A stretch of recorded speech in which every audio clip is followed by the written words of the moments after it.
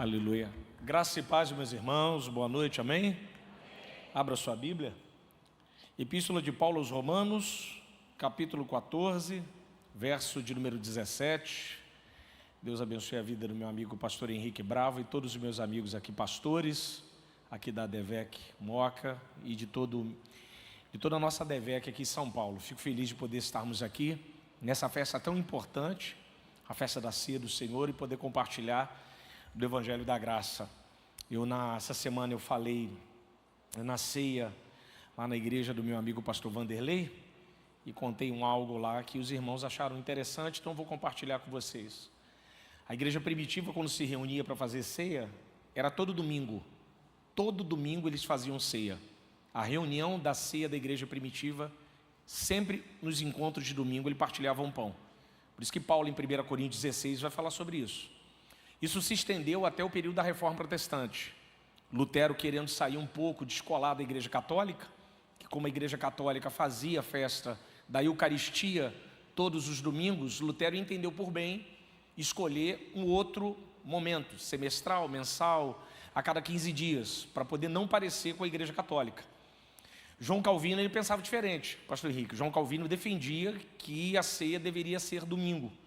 Então, no nosso caso aqui da ADVEC, o nosso pastor, Assembleia de Deus aqui, Vitória em Cristo, decidiu fazer esse encontro sempre o primeiro domingo de cada mês ou a terceira semana de ensino. Isso as pessoas têm sempre dúvidas, por que fazem isso? Mas o mais importante é que toda vez que a gente se reúne, Deus fala e o fogo desce. Esse é o mais importante. Epístola de Paulo aos Romanos, capítulo 14, verso 17, diz assim: porque o reino de Deus não consiste nem em comida nem bebida, mas em justiça, paz e alegria no Espírito Santo. Curve a sua cabeça, feche seus olhos. Deus bendito, louvamos o seu nome e te agradecemos, Pai, na beleza da sua santidade. Te exaltamos nessa noite, através do teu texto, através da sua palavra. Revela-nos quem tu és, através do teu santo evangelho. Ilumina o nosso entendimento, para a honra e glória do teu santo nome, em nome de Jesus. Amém. A Epístola de Paulo aos Romanos é, sem dúvida, para mim, o maior escrito do apóstolo. Concordo com o Dr. Martin Lloyd-Jones quando diz que a igreja tivesse só o Evangelho de João.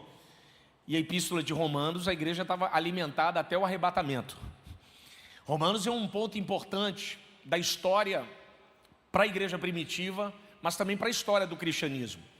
Agostinho, o grande teólogo depois de Paulo, se converte lendo Romanos. Lutero se converte lendo Romanos.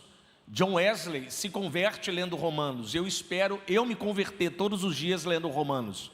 Romanos, sem sombra de dúvida, é o grande escrito do apóstolo Paulo. É uma das cartas mais bem organizadas. Aqui eu posso ver a dimensão da maturidade do ministério do apóstolo, escrevendo para uma igreja que não estava na Judéia. Ele está escrevendo para uma igreja que é a capital do império. Essa igreja, ela não está no fundo, com todo respeito às regiões do Império Romano. Ela está na capital, a cidade mais importante. Escrever para Roma não é escrever para Jerusalém. Escrever para Roma é escrever para a capital. Então precisa de uma organização, precisa de uma lógica muito bem organizada. O capítulo 14 na sua Bíblia, eu não vou me alongar muito, o apóstolo Paulo está falando sobre a questão de carne sacrificada. Ele está falando sobre a tolerância dos fracos da fé. Paulo já tinha falado desse argumento em 1 Coríntios capítulo 8. Depois você lê, meus amigos pastores aqui, dá um bom texto. Eu preguei isso recentemente lá no Rio, numa igreja de um amigo. 1 Coríntios 8 até 1 Coríntios capítulo 11, que é o texto da ceia, do 8 ao 11, Paulo vai falar sobre 3 mesas. Ele vai falar sobre a mesa dos homens, a mesa dos demônios e a mesa de Deus. Do capítulo 8 de Coríntios até o 11, ele vai explicar como esse convertido, como esse homem que é agora cristão, pode se relacionar com a mesa. Qual mesa ele pode sentar? Então ele vai argumentar, explicar como deve se sentar na mesa dos homens, vai exortar a comunidade de Corinto a nunca sentar na mesa dos demônios e vai explicar qual é a relação dos crentes com a mesa de Deus. Aqui no capítulo 14, Paulo novamente vai falar a respeito da carne sacrificada, a respeito da tolerância dos fracos da fé, que é um grande debate aqui que o texto nos traz. Mas eu quero me fixar aqui no verso de número 17. Esse verso 17 é um verso profundo, muito bonito, porque que é um verso que me faz pensar e refletir a respeito o que faz parte da minha vida e aonde eu estou inserido. O apóstolo Paulo diz assim, porque o reino de Deus não consiste nem em comida nem bebida, mas em justiça, paz e alegria do Espírito Santo. Se você olhar para o texto e você fizer uma pergunta básica da hermenêutica, você perguntar assim, o que é o reino de Deus? A primeira coisa que eu posso falar para você é que reino não é república. Reino não é república. República é uma coisa, reino é outra. República, os governantes que estão em Brasília, estão nos palácios aqui de São Paulo do estado, têm que fazer a vontade do povo. Eu sei que você vai rir. Está no papel assim. A república, não ri não, pastor Ivelto, eu sei que vocês vão rir. A república, os governantes fazem a vontade, pastor Saúl, dos seus eleitores. Isso é uma república. A república é escolhida a partir do voto, democracia e uma série de poderes. Isso é uma república. Então, na essência, a república, os homens escolhem os seus governantes. E os governantes fazem a vontade do seu povo. No reino, não. O rei não faz a vontade dos súditos, mas os súditos fazem a vontade do rei. Então, a igreja ela não está inserida numa república. Você e eu fazemos parte de um reino. E nós estamos aqui hoje para fazermos a vontade de Deus. Por isso que quando nós entramos aqui para adorar a Deus, uma das primeiras coisas que veio na minha mente, o pastor Henrique Bravo falou aqui a respeito, sobre a primeira vez que a palavra adoração surge no texto sagrado, Gênesis 22, quando Abraão diz assim, eu irei lá e adorarei com meu filho e voltarei para cá. Ele está falando de sacrifício. Então quando eu penso em reino, eu lembro desse texto, eu lembro da seguinte ideia, você e eu hoje estamos aqui, não estamos oferecendo um culto a Deus porque Ele merece. Deus não merece, Deus é digno. Porque Deus não precisa fazer alguma coisa para merecer. Ele é digno de toda a honra, de toda a glória e de todo o louvor. Então Deus não tem que fazer algo para a gente cultuar Ele. Negativo, você e eu estamos aqui porque Ele é o único que pode, aleluia, receber toda a honra, toda a glória e todo o louvor. O culto significa que Deus é digno de ser adorado. Então Paulo quando diz, porque o reino de Deus não consiste nem em comida nem bebida. No Novo Testamento, você tem 3 manifestações do reino. Você tem um reino cristológico, você tem um reino místico e você tem um reino escatológico. O reino cristológico é quando Jesus estava na terra, é chegado o reino dos céus. Jesus na terra era a representação viva que o reino de Deus estava na terra. As curas, os milagres, a libertação, a pregação, ajuda ao próximo, socorrendo o oprimido, demonstrando todo o seu poder do reino. Cristo aqui na terra representava de maneira vívida, palpável, concreta, algo que era abstrato, em sombra no Antigo Testamento, foi manifesto de corpo e carne. Como eu costumo dizer, quando eu dou aula na Faculdade Vitória em Cristo, ou em alguma EDP nossa, ou eu falo em alguma conferência de ensino, Jesus é o personagem do livro que se tornou real. Jesus é o personagem que estava lá no livro e não era real, mas ele pulou aqui para fora e se fez carne e habitou entre nós. Ele é o personagem real. E ele sendo esse personagem real e palpável, ele representava o reino de Deus. Jesus andando na terra era a representação vívida do reino de Deus. Mas o reino de Deus também é místico. Porque quando Cristo ele vai aos céus após a sua ressurreição, ele deixa a sua igreja. Nós somos a dimensão mística desse reino. Você e eu representamos esse reino. Então aqui em São Paulo, aqui na Moca, aqui está uma parte do reino de Deus. Você lá no seu trabalho representa esse reino. Porque toda vez que você se locomove, você é um embaixador, um representante desse reino. Por isso que a igreja ela tem essa representação mística, essa representação poderosa. Por isso que eu acho interessante, pastor Henrique, essa questão do relacionamento do ser divino conosco. Por exemplo, se vier uma lei marcial proibindo a igreja de abrir e de fazer culto, se vier uma lei marcial no Brasil proibindo todas as igrejas de abrir, por algum motivo, você e eu não deixaremos de cultuar, porque o véu do templo foi rasgado. Aonde tiver 2 ou 3 reunidos ali, eu estarei no meio deles. Você e eu pertencemos a esse reino místico, um reino transitório, um reino que está em todo lugar e em toda parte. Então o reino é cristológico, o reino é místico, mas o reino é escatológico. Joaquim Jeremias, um grande teólogo, escreveu um livro chamado Teologia do Novo Testamento, da editora Agnus. Joaquim Jeremias trabalha uma perspectiva muito boa, muito utilizada pela teologia escatológica, o chamado já e o ainda não. Joaquim Jeremias, ele diz o seguinte, que o reino de Deus já é, mas ainda não é. Que o reino de Deus, ele chegou, mas ainda não chegou na sua plenitude. Por exemplo, nós somos o reino místico, mas o reino dele ainda não foi manifesto de maneira poderosa e firme. Mas haverá um dia que a trombeta vai soar. O nosso nome será cantado, aleluia. Os túmulos se abrirão, aleluia. E você e eu estaremos com ele por toda a eternidade. Então o reino escatológico ainda vai ser demonstrado de maneira efetiva, pastor Davi, de maneira poderosa. Então o reino de Deus, ela tem essas três manifestações. Mas o apóstolo Paulo diz na sua Bíblia, o reino de Deus não consiste nem em comida nem em bebida. Paulo está dizendo o seguinte, o reino de Deus não é efêmero. O reino de Deus não consiste em estruturas humanas, em guerras políticas. O reino de Deus não consiste em brigas por nome em cartazes ou por lugares excelentes. O reino de Deus não tem nada a ver com estruturas humanas, porque as estruturas humanas serão solapadas, mas o reino de Deus durará para toda a eternidade. O reino de Deus não é comida nem bebida, ou seja, o reino de Deus não sendo comida nem bebida, ele não pode ser usurpado. Ele não pode ser roubado, aleluia. Ele não pode ser corrompido. Ele não pode ser vendido.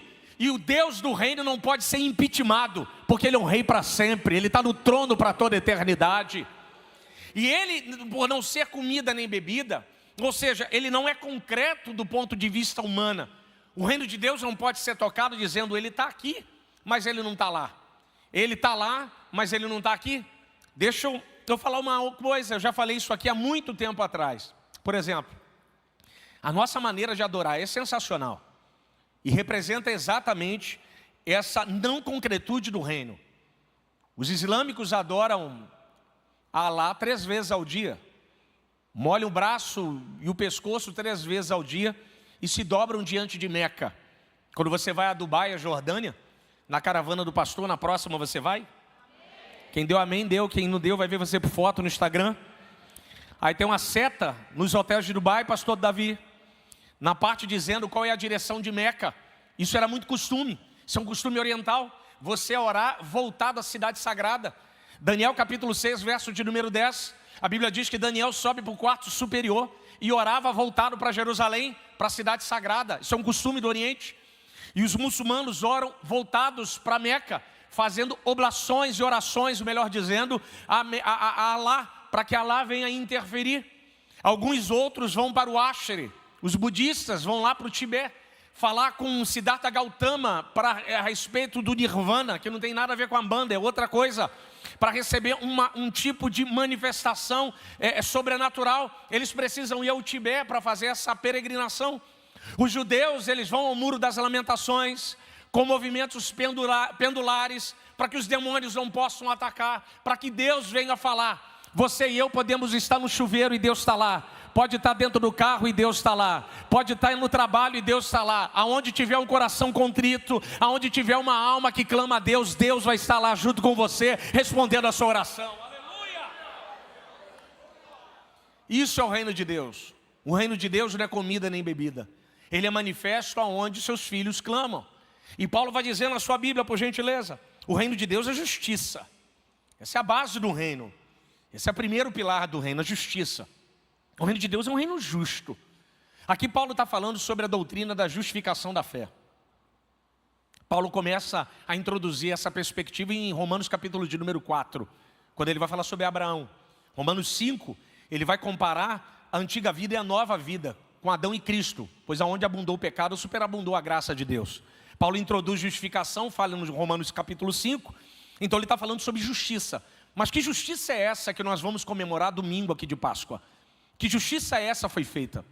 A justiça de Deus é algo aqui que me constrange, porque quando eu olho para os céus, quando eu olho para mim, eu vejo em mim, sabe, um tremendo de um pecador. Alguém que não tem condições de chegar perto da divindade, sem que a divindade venha de fato me resgatar através do seu amor. E esse Deus eterno, esse amor que me amou, mesmo você e eu estando na lama do pecado, Ele nos resgata. Mas aí veio uma pergunta uma vez de uma aluna: que eu dava aula muitos anos atrás, em um curso lá na cidade de Niterói. E uma aluna me perguntou e fez a seguinte pergunta, pastor Gustavo: professor, como o Senhor define justificação pela fé para mim, de uma maneira prática? Pastor Xande, foi uma das coisas assim, mais brilhantes que o Espírito Santo fez comigo. Uma iluminação direta, certeira. De vez em quando eu fico pedindo ao Espírito, repete de novo. Às vezes eu boto até a mesma roupa, fico no mesmo lugar para ver se vem a revelação novamente. Mas não funciona assim, ele não habita em caixa. E veio então uma iluminação fantástica. Eu fiz uma pergunta para ela. Eu falei para ela assim: deixa eu te fazer uma pergunta. Deus é santo? Ela sim. Falei: nós somos pecadores? Ela: corretamente. Falei: pecado e santidade coabitam? Ela: negativo. Falei: então eu vou te fazer uma pergunta. Então como é que um Deus santo recebe a sua oferta que você é pecador? Como é que um Deus santo como ele não me mata no púlpito aqui, sendo pecador? Por que que ele recebe o seu louvor, você e eu sendo pecadores? Como é que você dobra o seu joelho na sua casa e o fogo da santidade não te consome? Como isso funciona? Eu perguntei para ela. Aí ela: eu não sei te responder. Eu falei: vou te explicar. Você conhece alguém transplantado? E ela falou assim: não, eu conheço. A minha tia é transplantada. Eu falei: pois bem, ela recebeu um órgão alienígena, um órgão de fora, de outra pessoa. E ela tem um órgão lá nela. O que faz para que ela fique com esse órgão no corpo e não seja rejeitado pelo corpo? O que acontece? Aí ela diz: ela toma um remédio todos os dias. Eu falei: perfeito. Esse remédio engana a sinapse cerebral e faz com que o corpo pense que esse órgão é dele. Ela: sim, é verdade. Eu falei: então, se ela não tomar esse remédio, acontece o que com o órgão? Ele é rejeitado, ela passa mal. Eu falei: então vale a pena tomar o remédio todos os dias? Ela: com certeza. Eu falei: isso é justificação pela fé. Porque toda vez que você entra no seu quarto para adorar, toda vez que você sobe nesse púlpito aqui para pregar ou para cantar, toda vez que você vem aqui no gasofilaço e dá o seu dízimo, entre você e a eternidade há um remédio. Qual remédio? O sangue do Cordeiro nos cobrindo. Aleluia! Isso é justificação pela fé. Justificação é a posição pela qual Deus nos coloca. Por isso que na igreja católica, lá na Reforma Protestante, quando Johann Tetzel cantava aquela música miserável: para cada fundo de uma moeda que no cofre vai, uma alma do purgatório sai. Isso era música cantada por Johann Tetzel. Lutero então percebe uma coisa: peraí, eu não preciso pagar, já foi pago. Aleluia, já foi pago. Então deixa eu te dizer uma coisa: justificação pela fé é algo feito. Por isso que nós, quando damos aula de sistemática, a gente utiliza um vernáculo muito interessante. Deus nos justificou, Deus nos santifica e Deus nos glorificará. Deus te justificou lá. O seu pecado foi exposto na cruz do Calvário e Deus julgou o seu pecado. E Ele disse assim: ó, está perdoado. Ele rasgou o escrito de dívida que estava contra mim e você diante da eternidade. Por isso que na escatologia, quando você e eu seremos arrebatados, estaremos com Ele dentro das bodas do Cordeiro, do tribunal de Cristo. Pastor Henrique, muita gente me pergunta: mas pastor, me falaram que vai ter um telão lá no céu. Não sei se Baraúna vai colocar telão lá, mas eu não sei se funciona dessa forma. Mas eu posso te dizer de maneira bem categórica: não vai ter telão no céu. Não, mas disseram que quando eu estiver lá, a minha vida vai ser mostrada. Quem lembra de passado é Satã. O teu pecado foi perdoado na cruz do Calvário. Se tem um filme que vai passar lá, é o filme da crucificação. É você diante da eternidade e o Filho dizendo: eu morri por ele, ele pode entrar, o meu sangue lava ele. Você e eu fomos lavados em Cristo Jesus. Cristo nos justificou, nos colocou numa posição sensacional. Isso é justiça de Deus. A justiça de Deus foi manifesta. Por isso que Lutero, no seu escrito, quando ele vai fazer o debate de Heidelberg, tem um escrito muito bom dele, Obras Selecionadas do Martinho Lutero. Dá uma olhada para o seu lado. Esse irmão vai te dar todas elas. 12 volumes. 12 volumes. 12. Uma obra fantástica, fantástica, muito boa. Toma posse aí, irmão. E lá no livro de Lutero, ele vai fazer lá, pastor Marquito, das obras selecionadas, ele fala do debate de Heidelberg. Ele fala os negócios sensacionais. Mas nesse livro, ele vai falar sobre a escada da glória e a escada da cruz. Meu amigo pastor Alisson, que mente aquela do alemão, cara. Escada da glória e a escada da cruz. O que ele diz a escada da glória? Ele compara a escada da glória com a torre de Babel. Ele diz que os homens estavam tentando construir para si um acesso a Deus a partir da sua força. Isso é a escada da glória. Mas Cristo fez a escada de Jacó, de cima para baixo. A escada da cruz. Por isso que quando falam de área VIP, a melhor área VIP é do lado de Cristo na cruz do Calvário, igual o ladrão. É a melhor área VIP é aquela, do ladrão na cruz do Calvário. Você quer a área VIP do céu? Vai para a cruz do lado dele. Ouça o teu evangelho, aceite teu sangue, e ele vai dizer, hoje estarás comigo no paraíso. É a melhor área VIP aquela dali, é da cruz. Porque para subir no trono tem que subir na cruz, filho. Não há trono sem cruz. E quando Lutero compreende isso, quando Lutero compreende que a justiça já foi feita, que ele não precisava pagar, ele aceita. E quando ele aceita, pastor Henrique, na sua Bíblia, ele diz o seguinte, mas justiça e paz, é automático. Quem abraça a justiça de Deus tem acesso à paz, pastor Davi. Porque a justiça faz você e eu termos acesso a essa paz que ninguém tem. A paz de Cristo não é uma paz humana. A paz de Cristo não é o eirene grego, nem a pax romana, parecido com o shalom judaico, mas é acima. Eu preguei essa mensagem em 2020 na sede, que paz é essa? Escrevi um livro, ainda não publiquei, mas está guardadinho lá. Que paz é essa? Eu explico de maneira metodológica do Antigo e Novo Testamento qual é a perspectiva de paz na Bíblia. E Jesus aqui, Paulo aqui está utilizando, olha, depois que a justiça é feita, a paz é alcançada. Meu irmão, um homem que enfrenta um processo na justiça e o juiz fala assim, ó, você ganhou. O juiz bateu o martelo, pergunta para uma pessoa que tem uma causa judicial e o juiz fez um despacho, um deferimento e deu ganho de vitória para a pessoa. Ela vai ter o melhor sono da vida, pastor Samuel. Ela vai dormir como bebê, porque ela está há 20 anos enfrentando um caos jurídico, e daqui a pouco um juiz complacente dá o ganho de causa para ela, ela vai ter paz. Paulo está dizendo, quem tem a justiça de Deus obtém a paz.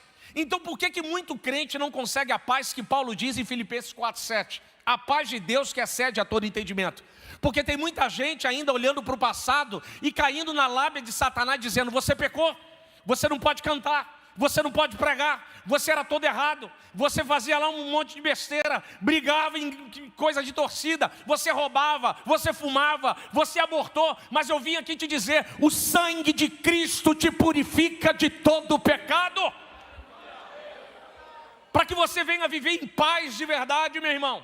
A paz de Cristo não pode ser comprada, a paz de Cristo não é lugar. Tem gente que pensa, pastor Davi, que é aquela paz, é o eirene grego, não é? O eirene grego é sensacional. O eirene é a polis organizada e depois vai ter a prosperidade. Então quando a polis é organizada através de políticas públicas, logo depois a cidade vai ser próspera. Existe uma estátua chamada da estátua da deusa Eirene. Se você der um Google aí você vai ver, ela está com um bebê, Pluto, no braço. Pluto é o deus da prosperidade para os gregos. Os gregos entendiam que uma cidade em paz é uma cidade próspera, igual São Paulo, muito tranquila. Igual Rio de Janeiro, em paz, tranquila, né? Não tem problema, não tem nada, né? Nada, às vezes quando a Avenida Brasil, né, para, entendeu, pastor Davi? Os senhores conhecem lá, dá umas deitadinhas lá na linha vermelha, coisas bem básicas. Então aqui, igual Rodanel, aqui muito tranquilo, não tem problema nenhum. Então, para eles, a cidade em paz, ela é próspera. Mas Cristo, da perspectiva grega, a paz é dessa forma. Para os romanos, a paz envolve arma. Por isso que na frase de Flávio Vigésio, do 6º século, ele vai dizer, se quiseres paz, prepare-se para a guerra. Porque os romanos entendiam que paz, não há paz sem armamento. Só um exército bem armado pode trazer paz a um governo. Por isso que os romanos caem a partir do ano 400 e pouco ali para os bárbaros, porque o exército já está bem fragmentado. Mas eu acho interessante que para eles, a paz é dessa forma. Os estoicos e epicureus pensavam que a paz era um local de se isolar. Não, eu só tenho paz se eu me isolar. E aí se eu trouxer isso para aqui para você, tem gente que pensa que paz é aquela paz quando você está na Piazza de São Marco, lá em Veneza, tomando lá um café Cupiloc na cafeteria La Florian, assistindo lá um pôr do sol, ouvindo 4 estações de Vivaldi, aí um violonista tocando Stradivarius, aí você fala, pastor, a minha paz é essa. Tem gente que pensa que a paz é no Brás, no 25. Não, pastor, eu tenho paz quando eu vou lá para Santos, eu vou para o Rio de Janeiro, lá para Iguaba, para curtir lá a praia, né? Não, a minha paz é quando eu vou para a Serra, eu vou para Itaquaquecetuba lá, eu fico lá, aí eu tenho paz, eu tenho, sabe, uma esperança, eu vou para o Taboão da Serra, eu sinto muita paz ali na região, eu sinto muita... Então tem gente que pensa que paz é local. Paulo diz que a paz de Deus excede a todo entendimento. Paulo está dizendo que a paz de Deus não pode ser compreendida pela mente humana. Ela só pode ser vivida através da bênção de Deus. Então eu quero nessa noite dizer que haja paz sobre a sua vida, que haja paz sobre o seu casamento, que haja paz sobre o seu lar, que todo espírito de guerra caia por terra, que a paz de Deus venha te acompanhar, que toda a guerra do seu trabalho caia por terra em nome de Jesus, e que a paz de Deus venha reinar sobre a sua vida em nome de Jesus. Aleluia! Você pode aplaudir o nome do Senhor?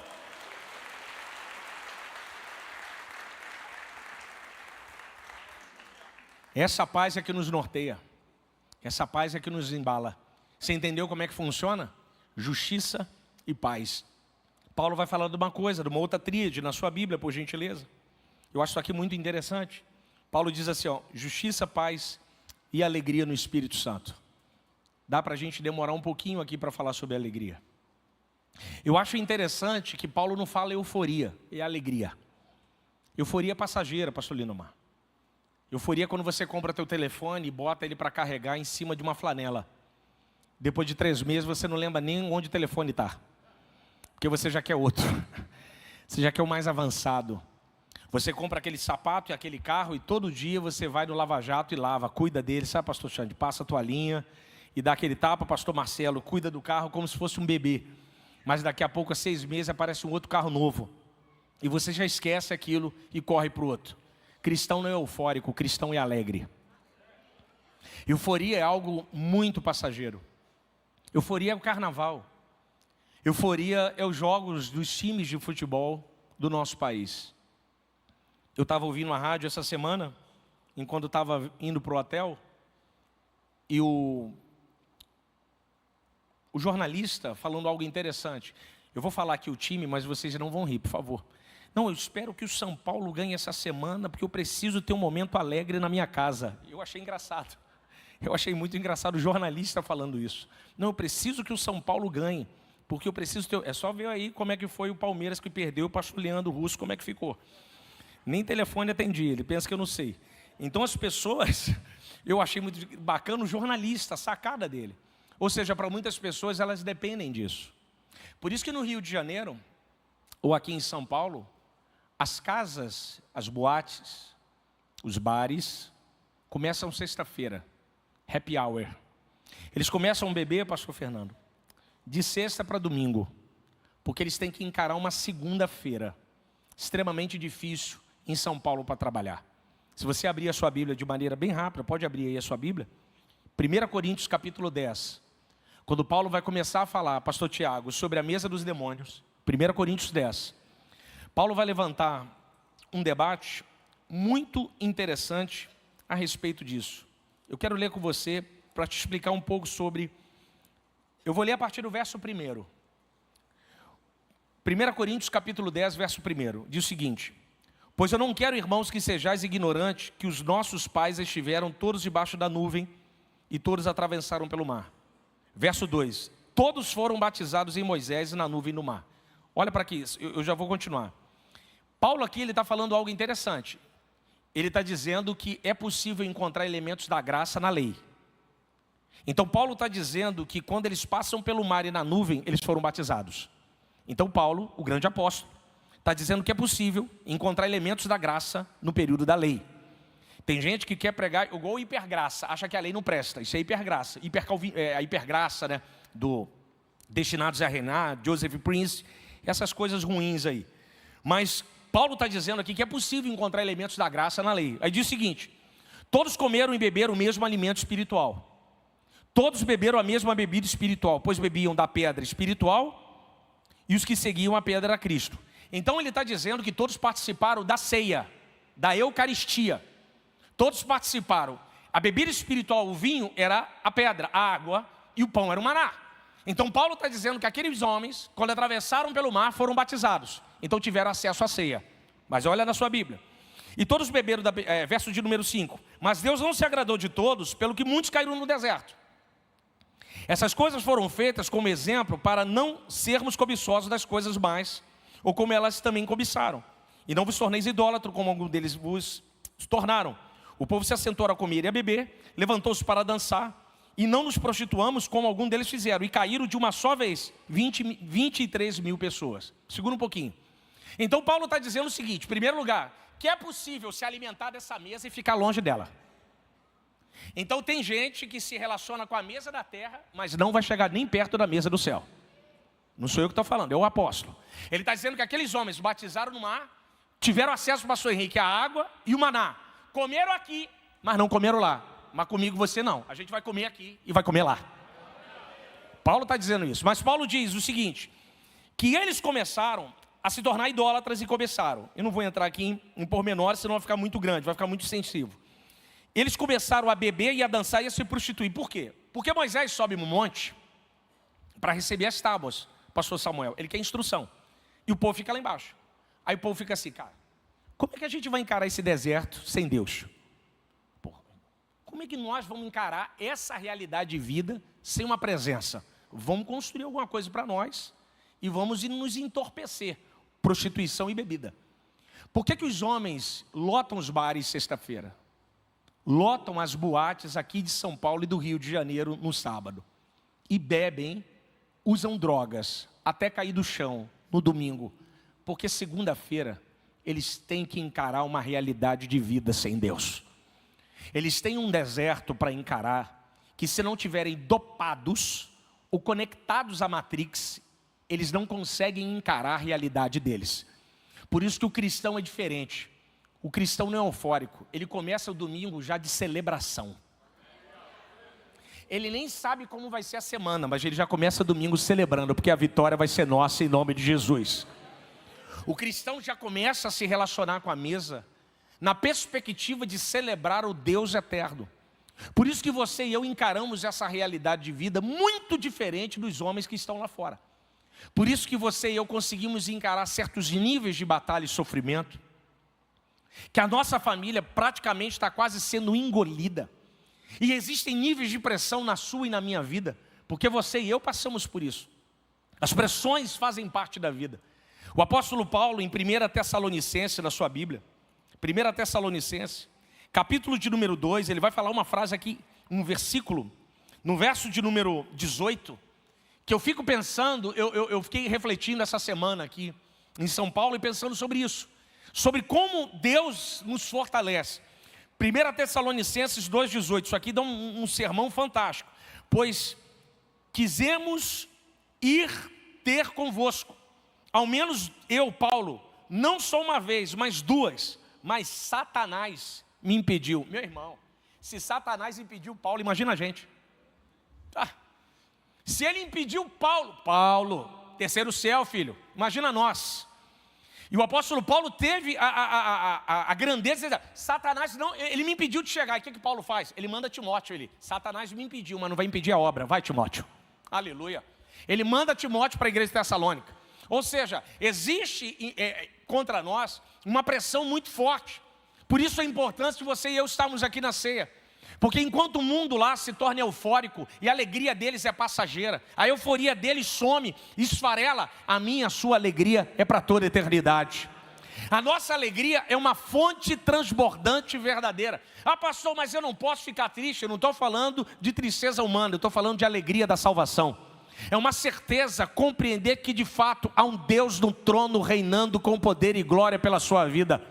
Há um Deus no trono que governa tudo e todos. Ainda em 1 Coríntios, na sua Bíblia, no verso de número 13, 1 Coríntios 10, 13, Paulo vai dizer o seguinte: não vos sobreveio tentação senão humana, mas fiel é Deus, que não permitirá que sejais tentados acima do que podeis. Antes, com a tentação dará também o escape, para que possais aguentar. Eu estou rindo aqui porque na minha Bíblia esse versículo está escrito assim, o versículo do medo.